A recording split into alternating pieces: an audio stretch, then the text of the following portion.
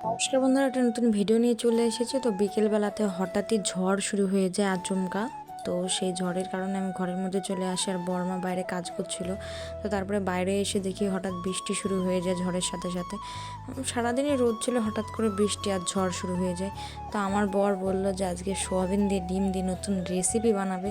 তো সেই জন্য সে প্রথমে ডিমটাকে গুলে নিয়ে সোয়াবিনগুলোকে ভেজে নিল। তো কাঁচা গন্ধ করছিল, আমার অতটা ভালো লাগলো না। তো তারপরে ও মশলা না করে সবগুলো থেতো করে, মানে আদা রসুন পেঁয়াজ সব থেতো করে ওর ভেতরে দিয়েছিল। যেরকম করবো ভেবেছিল সেরকম পারেনি। আর এক সাইডে আমি রুটি ভাজছিলাম, আর মা রুটি বেলে দিচ্ছিল।